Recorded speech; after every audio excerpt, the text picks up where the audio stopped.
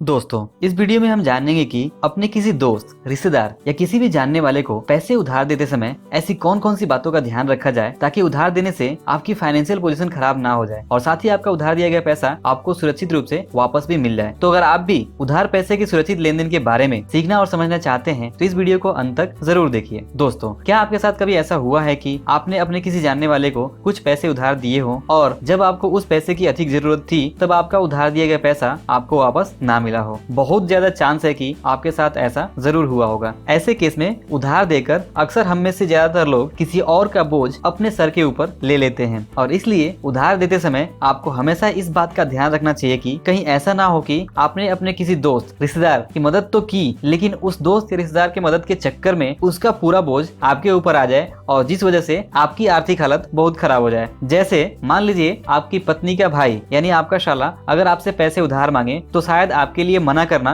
बहुत मुश्किल होगा क्योंकि वो आपकी बीवी का भाई है और ऐसे में आपने कहावत तो सुना ही होगा, सारी खुदाई एक तरफ और जरू का भाई एक तरफ। दूसरी बात ये कि आपका साला जो आपसे पैसे मांग रहा है वो इसलिए मांग रहा है क्योंकि वो एक बिजनेस करना चाहता है। मान लीजिए अगर वो किसी गलत काम के लिए पैसे मांगता तो आप फिर भी मना कर सकते थे, लेकिन क्योंकि वह बिजनेस के लिए पैसे मांग रहा है तो ऐसे में आपके लिए उसे मना करना बहुत मुश्किल होगा। अब मान लेते हैं कि आपने अपने साले को अपनी जमा पूंजी से एक बड़ा हिस्सा उधार दे दिया और आपके साले ने अब खुशी खुशी उस पैसे से अपना बिजनेस शुरू किया। शुरुआत में तो बिजनेस ठीक रहा, लेकिन जैसे कि कहावत है हर 10 में से 9 बिजनेस 3 साल के अंदर ही बंद हो जाते हैं और आपके साले का बिजनेस भी अगले 3 साल के अंदर लॉस में आकर बंद हो जाता है। अब आप क्या करेंगे? आपने तो अपने आधे से ज्यादा पैसे उसे दे दिए थे, अब आप अपने साले से पैसे कैसे वापस लेंगे? ऐसे केस को ही कहा जाता है किसी और का बोझ अपने सर पे लेना।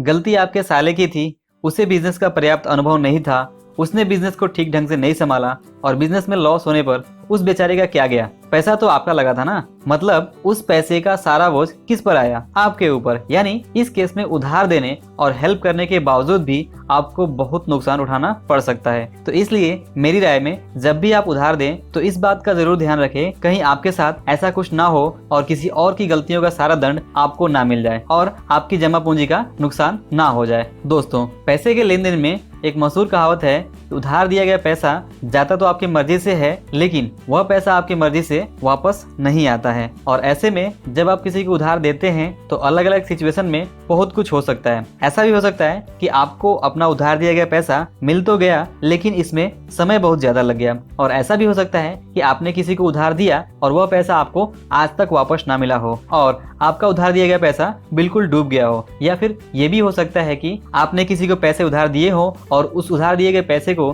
बार बार मांगने के कारण उस आदमी के साथ आपका बहुत पुराना रिलेशन भी खराब हो गया हो, यानी पैसा भी गया और रिलेशन भी। दूसरी तरफ ध्यान देने वाली बात यह है कि अब ऐसा नहीं कि हमेशा ऐसा ही होता है और सभी दोस्त या सभी रिश्तेदार आपके पैसे डुबा देते हैं। दूसरी तरफ ऐसा भी नहीं होता कि सभी दोस्त या रिश्तेदार जो उधार लेते हैं वो चुका देते हैं। अब ऐसे में सबसे पहले आपको ये समझना चाहिए कि उधार दिए गए पैसे कैसे डूबते हैं और इसके डूबने के क्या क्या कारण होते हैं। तो आइए पहले ये जानते हैं कि उधार दिया गया पैसा क्यों डूबता है। तो इसका जवाब है, उधार दिए गए पैसे डूबने के बहुत सारे अलग अलग कारण हो सकते हैं, लेकिन मैं आपको यहाँ 10 ऐसे कारण बता रहा हूँ जिसकी वजह से आपका उधार दिया गया पैसा आपको वापस नहीं मिल पाता। पहला है कर्जदार की आमदनी बंद हो जाना या फिर उसकी नौकरी छूट जाना या फिर बिजनेस और व्यापार में लॉस होने पर। दूसरा है कर्जदार की पारिवारिक समस्या और तीसरा है कर्जदार की आमदनी से अधिक खर्च करने की आदत। चौथा है कर्जदार के पास कर्ज चुकाने की ठोस योजना का अभाव। पांचवा है कर्जदार का कर्ज चुकाने के प्रति गंभीर नहीं होना। छठवां है आपने जिसको कर्ज दिया है उसका कर्ज वापस करने की इच्छा ना होना, उसकी नीयत खराब हो जाना। सातवां है कर्जदार की आर्थिक स्थिति बहुत खराब हो जाना और आठवां है कर्जदार के ऊपर उसकी संपत्ति से ज्यादा कर्ज होना और नौवां है आपने जिसको कर्ज दिया है उसका दिवालिया हो जाना और 10वां है कर्जदार की अकस्मात मृत्यु हो जाना। इसके अलावा भी ऐसे बहुत सारे कारण हो सकते हैं जिसकी वजह से आपको अपना उधार दिए गए पैसा वापस प्राप्त करने में काफी तकलीफ उठानी पड़ जाए। तो ये तो बात हो गई कि आपका उधार दिया गया पैसा किस तरह और किन कारणों से डूब जाता है। अब आइए ये जानते हैं कि किसी को उधार देते समय आपको किन किन बातों का ध्यान रखना चाहिए ताकि आपका उधार दिया गया पैसा आपको सुरक्षित रूप से वापस मिल जाए।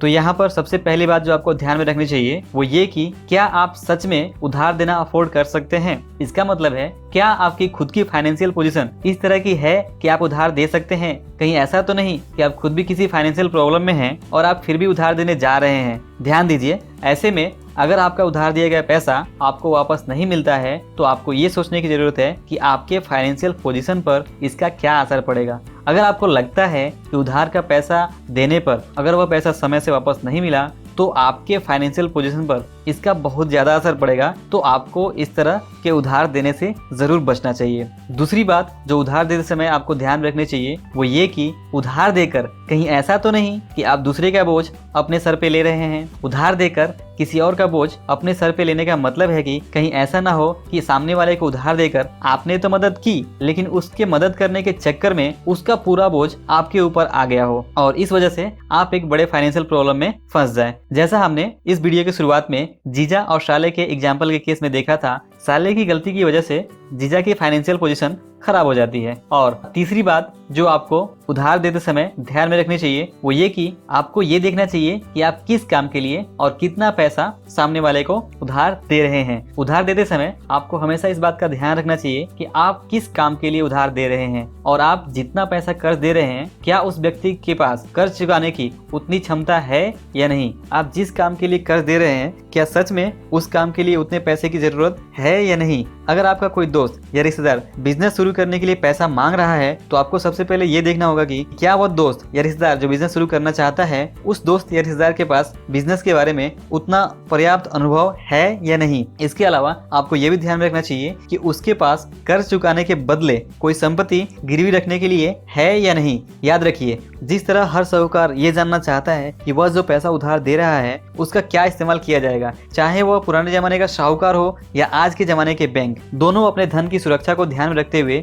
हमेशा अर्थपूर्ण काम के लिए ही उधार और कर्ज देते हैं और इसलिए आपको भी हमेशा उधार किसी न किसी अर्थपूर्ण काम के लिए ही देना चाहिए, जैसे किसी तरह के मेडिकल इमरजेंसी, बच्चों की पढ़ाई लिखाई या फिर अन्य आवश्यक अनिवार्य खर्चों को पूरा करने के लिए। ध्यान दीजिए कि अगर आप किसी तरह के शौक पूरा करने, मूर्खतापूर्ण और नासमझी भरे काम या फिर किसी की अपनी जिद पूरा करने के लिए अगर आप उधार देते हैं तो आपका पैसा डूब सकता है। इसलिए इस बात को जरूर समझें कि पैसा किस लिए उधार लिया जा रहा है। अब उधार देते समय ध्यान रखने वाली जो चौथी बात है वो ये कि उधार लेने वाले पर आपको इस बात का कितना भरोसा है कि वह आपका उधार चुका देगा। ये बहुत इंपॉर्टेंट है। मेरे हिसाब से अगर आप किसी को भी, चाहे वो कोई भी हो, आपके घर वाले हो या कोई आपका खास दोस्त हो या दूसरा कोई भी, अगर पैसे उधार देते समय आपके मन में थोड़ा भी डाउट है तो सबसे पहले आपको इस डाउट को क्लियर करना होगा। जब तक आपका डाउट क्लियर नहीं होता है तब तक आपको उधार नहीं देना चाहिए।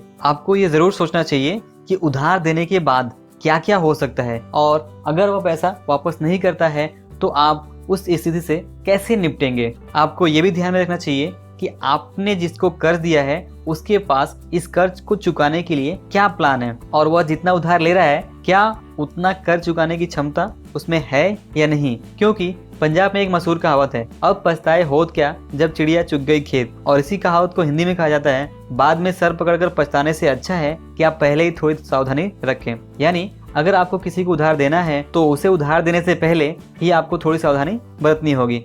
थोड़ी सी सावधानी आपकी धन की सुरक्षा के लिए बहुत इंपॉर्टेंट है। इसके अलावा उधार देते समय ध्यान रखने वाली पांचवी इंपॉर्टेंट बात है उधार दिए जाने वाले धन को चुकाने की गारंटी और लिखित एग्रीमेंट।